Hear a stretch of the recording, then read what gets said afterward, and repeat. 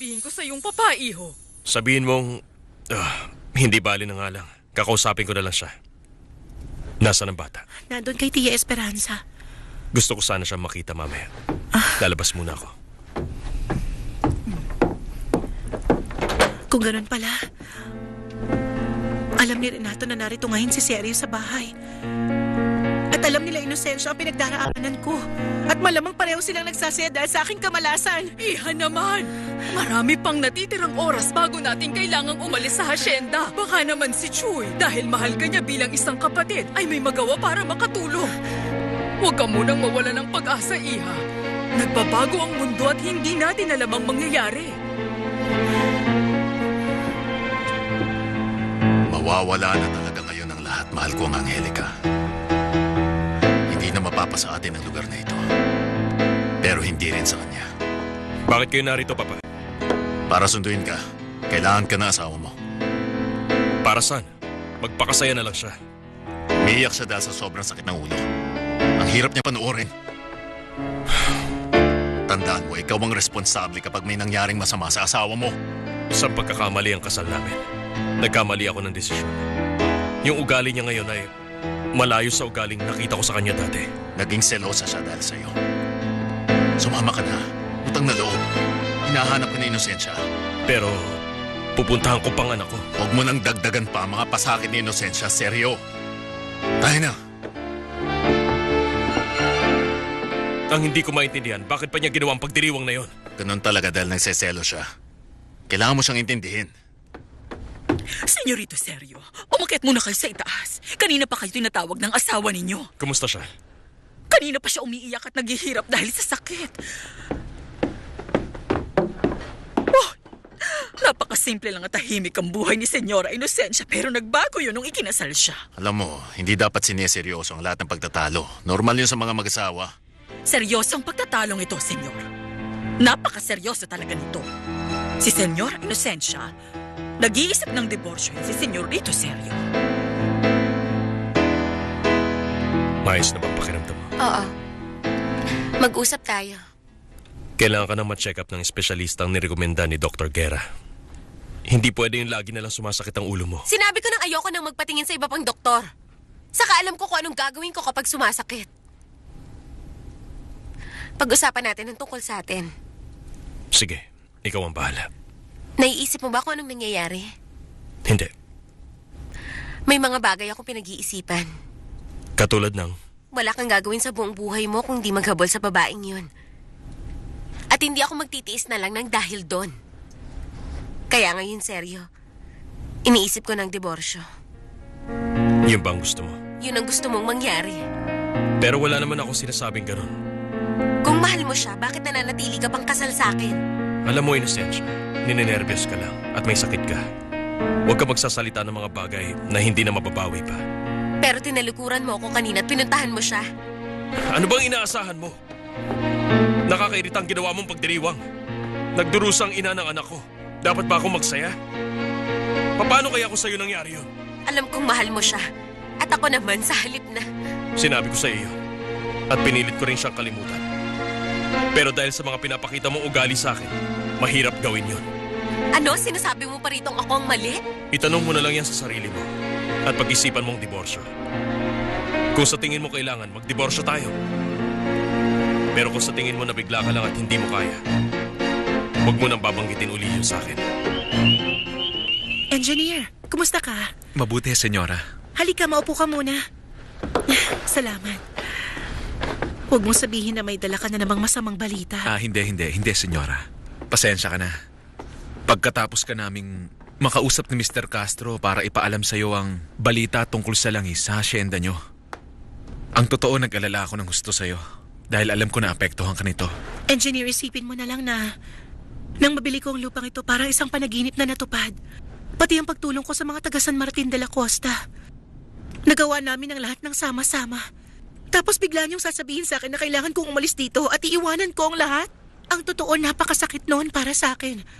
Bukod dyan, hindi rin madaling tanggapin para sa akin at makasanayan ng ganon. Naiintindihan ko yon.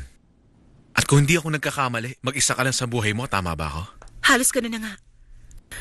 Pero may kasama naman akong tiyahin ko at meron din akong anak at binalik ko ang asyendang ito para sa kanya.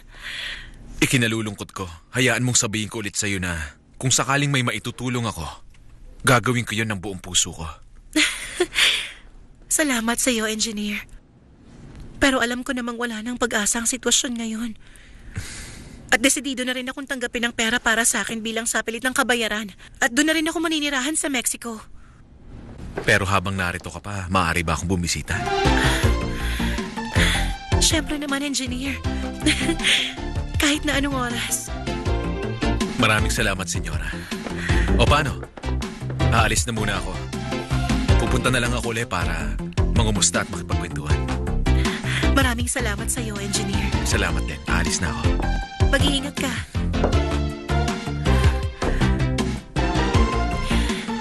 Mukhang masaya ka, Iha.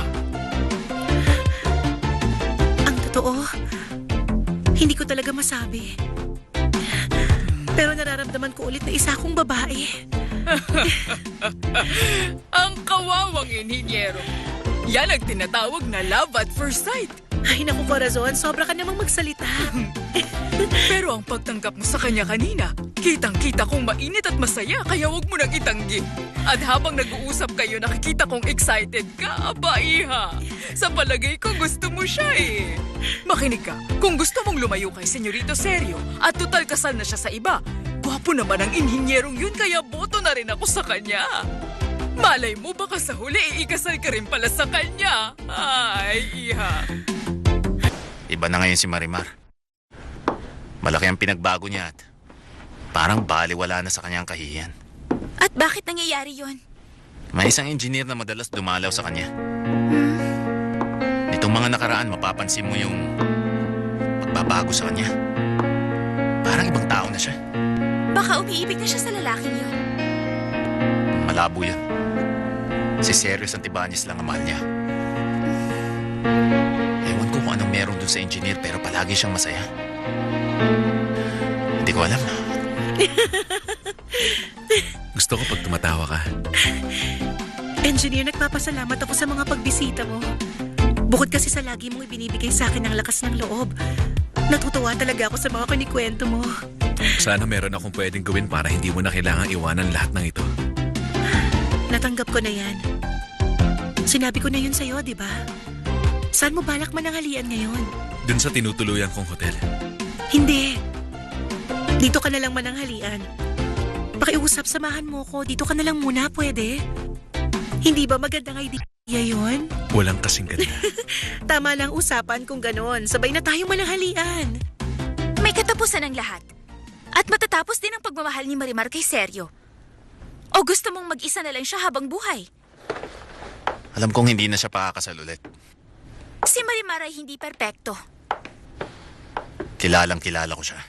Pwede ba, Chuy, wag mo naman siya masyadong sambahin? Hindi sa ganon. Alam ko kasi kung gaano kalaki ang pagmamahal ni Marimar kay Sergio. At hindi na niya mararamdaman yun sa ibang lalaki. Kahit na ano pang pambobola sa kanya ng isang desente at ang isang gwapong lalaki. Tulad ng engineer na yun. Binanggit ba niya ulit ang tukol sa divorce?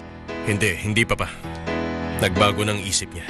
Hindi ka ba talaga interesado makipag-divorce sa kanya? Nakakasakal na talaga mga pagsiselos niya. Pero naawa ko sa kanya.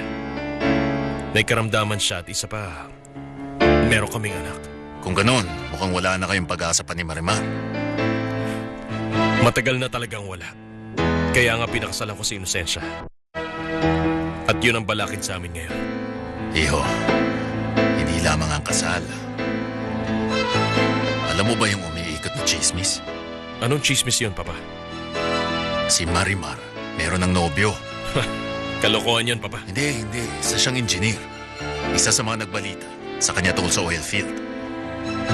Naglalagay na siya rito sa San Martin. At mukhang umiibig na siya ngayon kay Marimar at ang balita. Si Marimar, At siya'y ano? gusto rin niya yung lalaki. Sabi nila madalas siyang dinadalo ng engineer sa bahay. Nagbibihis at nag-aayos si Marimar na parang isang dalagitang umiibig.